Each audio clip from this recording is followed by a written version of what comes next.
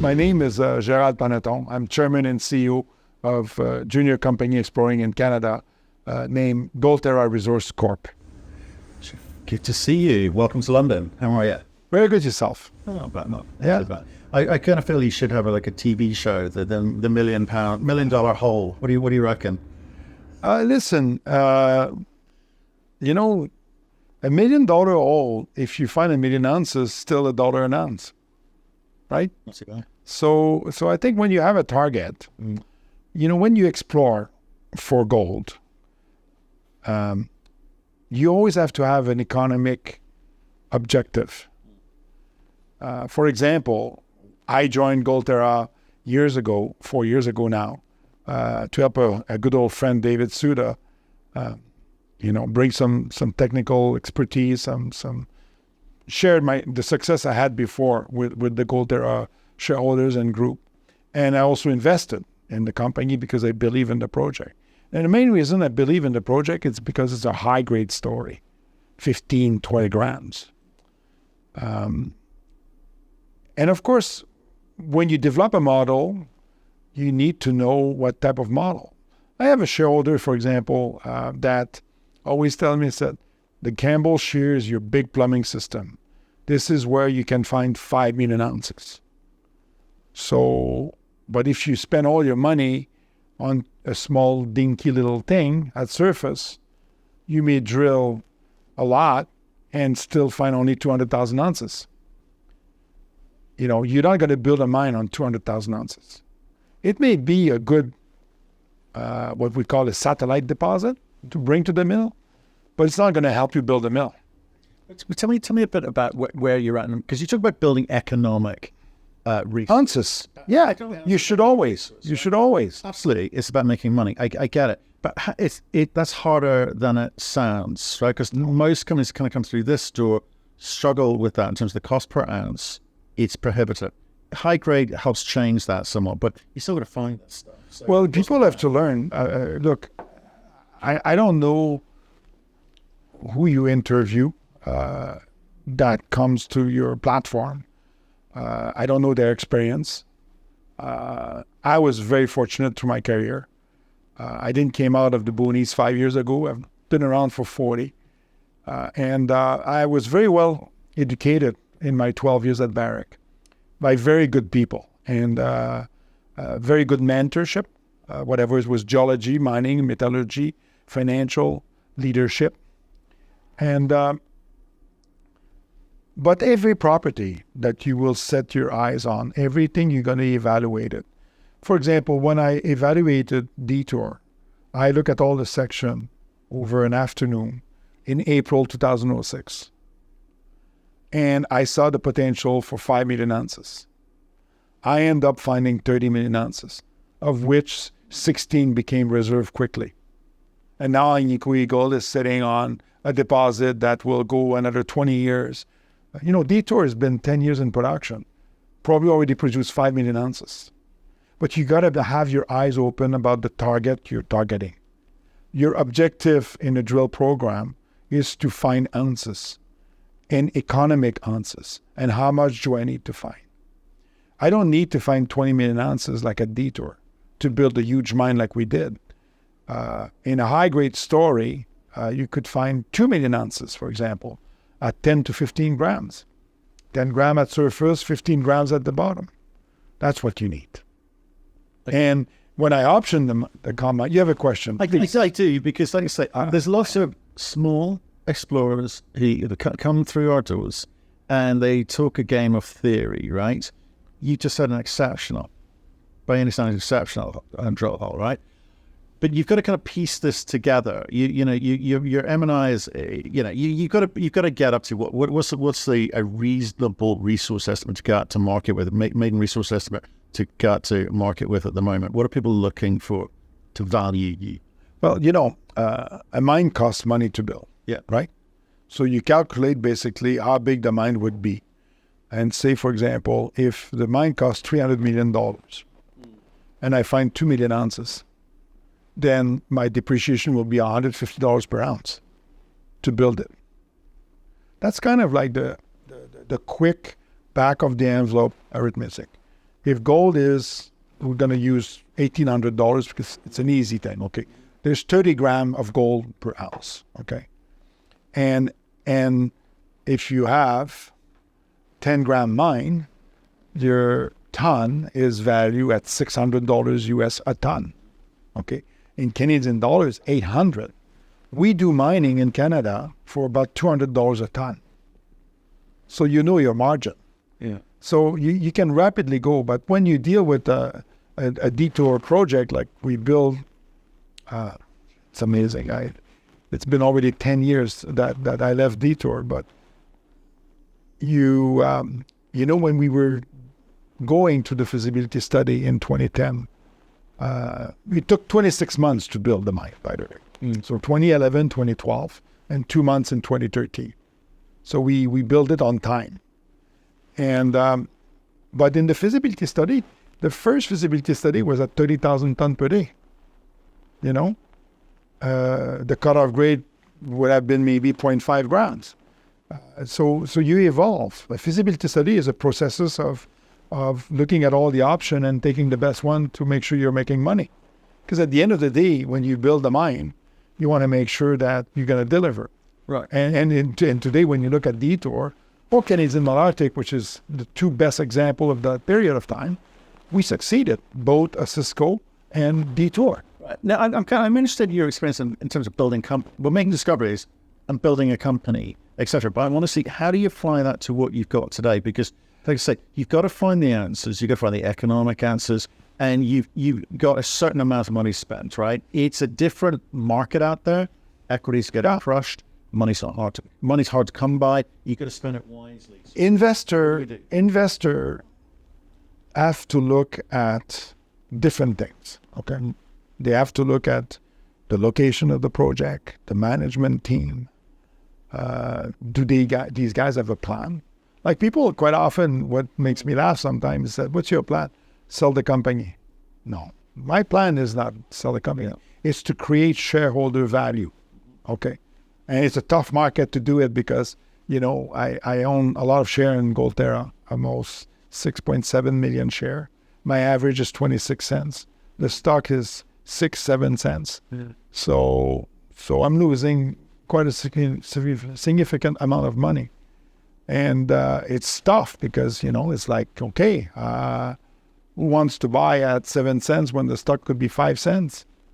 And in a market which is kind of like up and down with the gold price, you know, it's fluctuated. We got a great gold price. Yeah. Maybe not for a low-grade deposit, but for a high-grade deposit in town. And the best, there's a good parameters investor can use. Yeah. I use it all the time. Personally, I use it also to promote our story. Okay. We are in a town of 20,000 people. We are somewhat remote at the end of the road, fine, but we do have access. We also have access to hydropower already in place, 20,000 people. Everybody goes home at night. What is the advantage? I mean, there's two things that attracted me to work in Yellowknife and the Northwest Territory. Well, maybe three. The potential to find gold. Mm-hmm. Okay, that's the first one. Is there any potential to find more gold? 14 million ounces was mined over 5 kilometers. Okay, down to 2,000 meters. We have a 70 kilometers district scale potential to find more ounces. To the south of the Con mine and to the north of the Giant mine. The deposit or the plumbing system of this gold system is huge. It's like Goldterra control all of Timmins. It's like Goldterra control everything of Val-d'Or. Mm. It's like Goldterra control everything in Kurgan Lake. This is a district scale thing. And I get it. But what? Go on. No, but to be because there's 3 points. 1 point is the potential. Mm-hmm. Second point, you're in town. Mm-hmm. So it's cheaper to drill. Yeah, no camps. All good. Yeah. Yeah. No helicopter. Yeah. What's the third thing? The third thing is the grade. The grade. Okay. Going after the grade, because the grade is king. You're never going to change that. Grade helps. Depth helps. yet not having to spend masses on OpEx Yeah. or CapEx. All going to good. But I'm determined to bring you back to this one, okay? Because I said that's a really good hole, but you've kind of got put together a big resource in a very difficult time for the marketplace, where cash is tight, cash is expensive for guys like you at the moment because what the market's doing to your share price. So what are the things that people need to focus on? Let's say in the new year, when people are redeploying their capital after tax loss season, why are you a good bet? Why are you a high leverage, high return story for people versus the other explorers out there? Why are you going to win? Great, being in town Yeah. with an excellent management team. Okay. And those three things are very obvious. For example, I could spend millions of dollars exploring everywhere on the belt. We are focused. Where are the best chances for me to find 2 million ounces? Right. Because I need scale. Grade is good, but I need scale. Yeah, you need scale. For example, if you spend $400 million building a mine and you find 2 million ounces, your depreciation is 200. So if you basically have a mine that costs, say, $1,000 to $1,200 US an ounce to produce, you add $200 an ounce for depreciation, you're making money. You're making $400 an ounce. You're producing 100,000 ounces a year, you're making $40 million a year. How do you get there? Tell me that bit. Well, that's how you choose your target. Okay. We purchased the Con Mine because we believed that there was tremendous potential. At surface, there is no question, because the proof is that a year ago we published a combined resource of 542,000 ounces at roughly 8 grams. Okay. And we believe that it's because it's near surface, it will be readily accessible. So when you look at the property and my deal with Newmont to option the property, you said, where can I find another million ounces? And don't forget, the Con Mine has 650,000 ounces in resource at 11 grams, between 11 to 12 grams left in the mine. So I have 540 near surface. I have 650 in the mine. I find 1 to 2 million ounces, and I have a 2 million ounces project right in town. Plus, 20 kilometers north of town, we have 4 satellite deposits. Yeah. So the story now becomes 3 million ounces. But you do have the 2 million ounces to support building a mine again in Yellowknife. Right. So there's a bit of a threshold. How many ounces do I need, and where can I find it? The Trifid's being attacked by plants here, aren't you? Yeah, a little bit. It's okay. Sorry about that. That's yeah. It's funny. Okay. I want to have an economic discussion with you. You talk about economic ounces. I want to have an economic discussion. Sure. We've seen different models out there. So if you look at like Rox Gold, in West Africa, they had just under 500,000 ounces there, and they said, Australian, let's get drilling, let's get mining, let's get the stuff out of the ground. They were between sort of 8 to 10 grams per ton, right? It was enough for them to get going and use that capital to then drill out some of their other targets, right? So that's an Australian model. Correct. And I know that model extremely well. Right. And I want to make the point here because people need to understand, like, the Canadian model has traditionally been, let's just keep drilling and see how many ounces we can find over the ground, right? Recently, we're starting to see some companies change, Canadian companies change that and saying, well, actually, let's get into production. Let's move this thing. Let's get revenue going. Let's be anti-dilutory, or however the hell they want to frame it. But that's sort of where they're going. And do you think that makes sense? Or is it still a case of you just need to show the scale first? The geographical aspect of a project varies from... Africa is very comparable to Australia, okay? Australia never sank shaft. This is a Canadian thing. It's not because the geology is different. They do have Archean. You have to realize in Canada, the glacier took everything off. Right. So if there was a surface expression when you deposit, which in Australia and Africa is beautiful because of the lateritic and saprolitic sequence between going into the rock. Look at Nevada, for example. Nevada was always an heap leach state for gold until somebody decided to put a hole which became Barrick at Gold Strike Yeah. below the oxide and got into the sulfide and then built the largest autoclave. Nevada is refractory across the board almost, across the board. And most of the mines were all at surface. But nobody wanted to go in the sulfide because of its refractory nature Yeah. until a POX or pressure oxidation system got built. Look, I don't think you can change. You can definitely learn. I'm going to give you an example. We learned from Australian people that it was cheaper to drive a ramp at the bottom of a shaft than sinking the shaft deeper. Right. We learned that at Bousquet too. Yeah. It's a mine in next to La Ronde, which is probably now part of Agnico Eagle land holding. But Bousquet too was I think we sank a shaft on 5 holes, black minerals, back in the 80s, because we found the continuity of a massive sulfide deposit that doesn't need the number of drill holes that gold needs. You know, every gold deposit is different. When you're drilling a massive sulfide, you know there's huge continuity, and you can also prove it geophysically speaking by checking between 2 holes the conductivity between.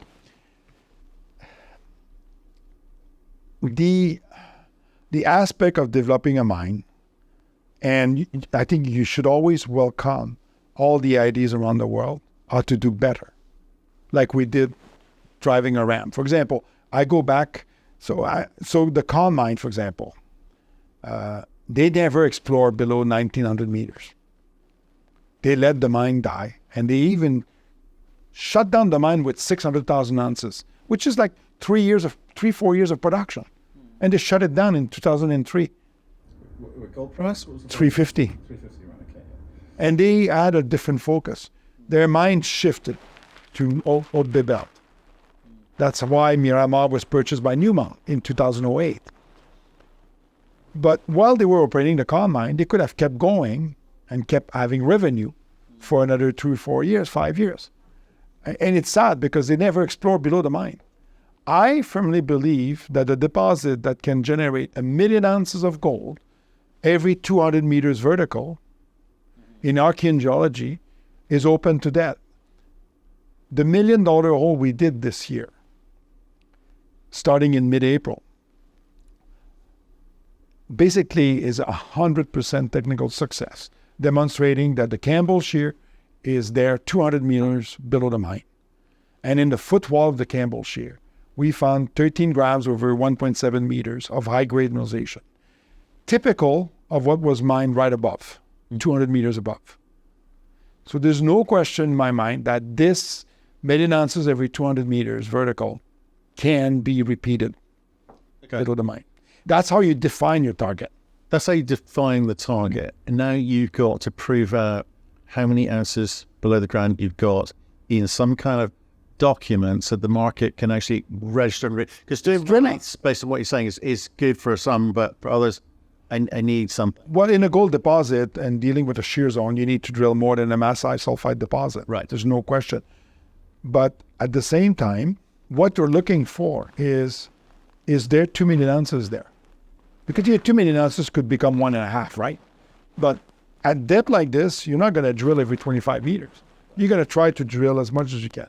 We calculated that to get to my 2 million ounces measure, indicated, and infer will cost probably about $10 million.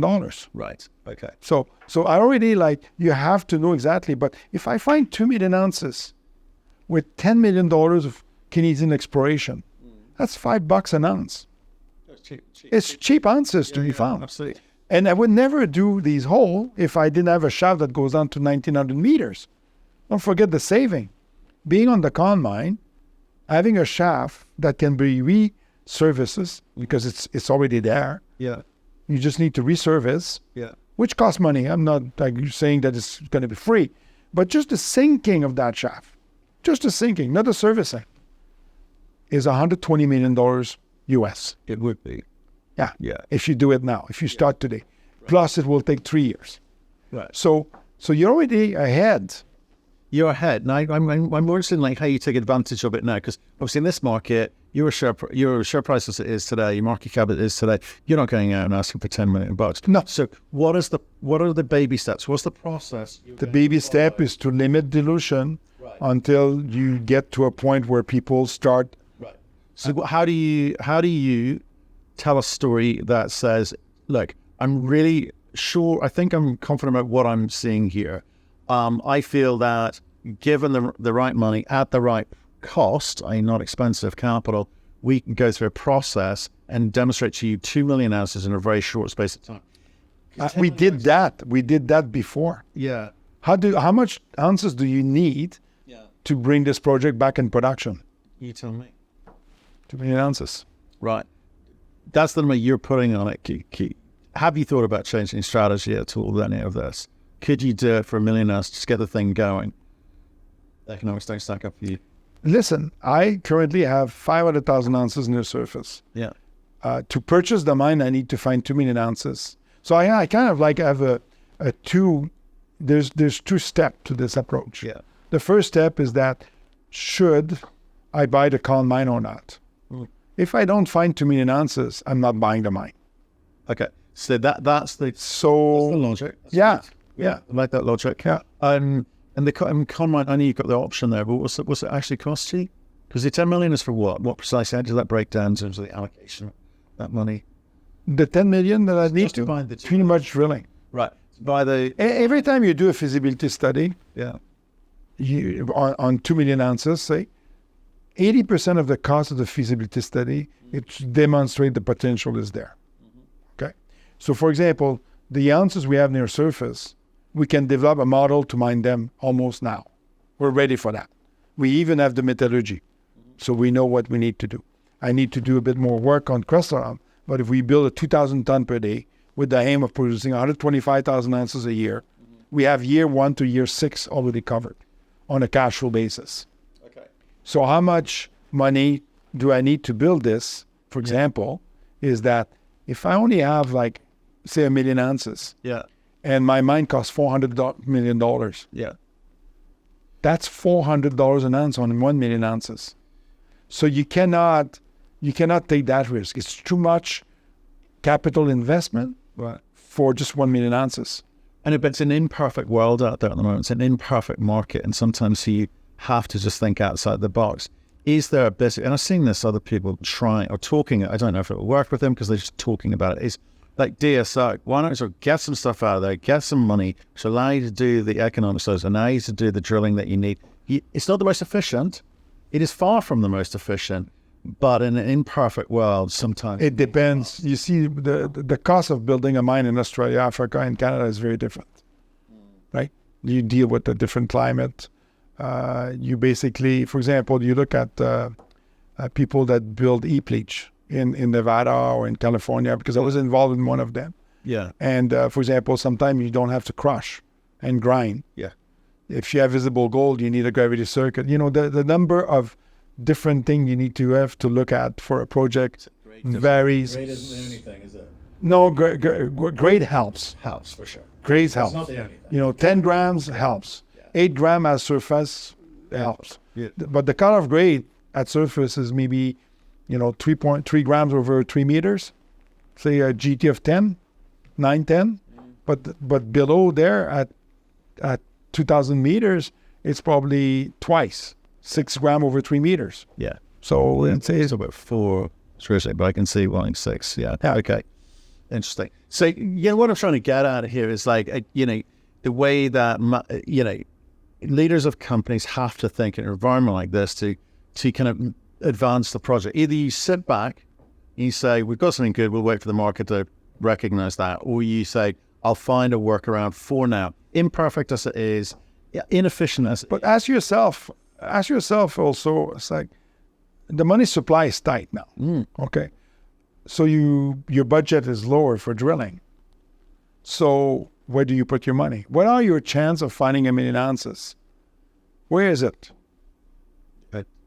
So you look at the project itself with your geologist, with your team, and you ask the question when you go for budget for the following year. Said, do you have a target for 2 million ounces? Do you? That's the question you ask your team. And if the team doesn't come up with an ID, then, it's like, it's too bad. I'm not going to give you any money. When we work for big companies, which I did for most of my career until I was almost 50 years old. I started Detour I was 48, 49 years old. But I worked for other people. I had to defend my IDs in front of people every year. Where do you want to spend your money? What do you want to do? What do you want to do? Until I worked a lot in corporate development and due diligence stuff. But every time you go for budget, what is your target? What is your objective? Are you going to find that? Are you going to try to follow that tiny little vein? Where are you now then? So back your question, it's like, do you know where you would like to drill if someone said, here's 10 million bucks, it's not expensive, off you go? Well, first of all, I would say if you give me $10 million at 20 cents, I'll take it. Okay, there you go. Right. But at 10 cents, I would not. Of course. Let's say I did give you that at 20 cents. What about $1? Would you give me $5 million? Like you, but not that much. So, but it's like you've got to answer the question. It's like, do you know now where you would drill if you had the money, whatever? Yes. Price, right. You know exactly where. I know exactly where to Yes, right, that's why we're drilling below the mine. I guess that's what the market was doing. It's like really clear. We are very clear about targeting the Campbell share at depth, and if we were at an extra $1 million, I will go north on the Campbell share. Yeah. North of the giant mine, and start poking some holes there. Okay. And then once I've got the southern part locked in, I will drill in the south too. Okay. So this isn't like a geologist fantasy thing. This is like no. About the highest Would you follow on an intersection of 8 grams over 8 meters, 100 meters below surface? 8 grams over 8 meters. That's really nice. That's nice. Eh? It's not bad, right? Yeah, I'll be happy with that. Yeah. Okay, so let's go back to you. We are not lacking targets. Okay. We just don't have the money supply to address them all. So you have to focus on your best one. Exactly, and that's what I'm trying to get to with you. Okay, let's try another angle here in terms of thinking workarounds and stuff like that. Is you don't want to kind of give away all of the upside, certainly not at these prices, but at the same time, can you partner? What other type of money could you get in here to allow you to do what you do? Or is it better to wait? If the money comes, it's easier, right? For sure. Windows for gold investment change upon many different reason and sentiment. I don't control the market. My job is to adapt to the market. And I do the best I can to find as many ounces as possible with the less amount of money. But I'm saying to you, do you think it's important or incumbent on you and for your shareholders? You're a big shareholder, but there's also other shareholders. Is incumbent on you to find a workaround in a market like this, or is it better to wait? Or you believe you've got something really good on the ground. That's not going to go away. Markets change. Maybe that's fine. You could, for example, take a break from drilling, right, and basically not dilute the shareholder to drill. Right. There's no question you could do that, but at the same time, you're losing 1 year. So what you're trying to do, in my mind, this is what I think. I might be wrong. I'm not an expert about shareholder sentiment, but I would rather prefer keep working, keep advancing, at a slower pace. If there is no money supply and the share price was, look, one of the biggest thing I created when I founded Detour was the share count. Okay. We started at 40 million share and we built the mine. We only had 110 million share. I joined this company. We had about 140 million share and now we're at 280. And if I raise money at these price, I will suffer more dilution again. So it's a big philosophical question. Do you hibernate for a year, wait for a better market, or you basically keep working because you believe in the project? I think most people believe in their project, but what they don't want to do is put themselves in a position where it's terminal for the company. If they do raise money, they don't find what they think they're going to. Well, go to Australia. They don't care about 2 cents and 3 cents stock and a billion share. They don't. That market is completely different than ours. That's just a decimal point. No, but they can trade at half a cent. They don't care, and that's why. Yeah. So you just change the market regulation from Australia to Canada, and you have a different market. Just to give you an example, you can't compare market to market if they're not comparable. No, I know that. We work with enough Australian companies, and I speak to them most mornings. So and I've invested in a lot of them as well. I've done very, very well. But it's more about... With a penny or two. I use just a little bit more money than that. But, you know, it's... No, I was talking the differential. Yeah, but you talk about decimal points as opposed to market value or value creation, right? That's what I'm talking about, is the ability to access capital and sometimes having to think outside the box to change... You control what you can control, but at the same time, you can sort of change the way that you approach market and different. And I really just want to get at, because I see so many different plans and thoughts and processes. Some management team, but most management teams, will never be able to actually deliver upon that. You have in the past, and here you have a plan. And I'm just trying to help you, I guess, articulate to me, and I guess everyone else is listening or watching this thing, is that to have the confidence in your thoughts on how this project creates value for everyone, even in a market like this. So you're saying best to move forward, a bit slower than normally, and let's see what happens with the market, but let's move this thing forward. I've already been slow enough because of the market. Yeah. The way I would have advanced the project.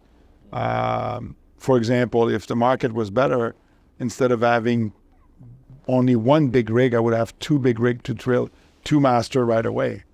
Because time is money to some extent. Yeah. A lot of people, when they see something, and most of the time, is that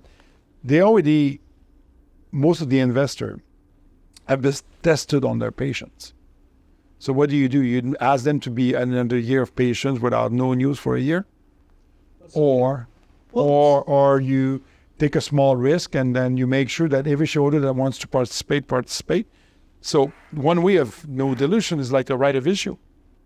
For example, should you do this, or you do a right of issue with somebody else coming in? There's all kind of thing you can do. But I think if you hibernate, just because you feel that you cannot raise the money or something, you might be forced to hibernate if you don't raise the money. But the project will never die. It's still going to be there. But I think people have a very short vision instead of a medium to long-term vision. And when a project takes a bit more time, but look, we are in a very different market than when we built Detour. Raising that much money in such of a short time hasn't been seen since then. Yeah. So think big. That you're saying? You could think big, but it's better to keep going, in my mind. But well, that's what I mean. But no, we're saying think small, short term in terms of keeping the thing going, but think big in terms of you want all of the upside and package to go into this.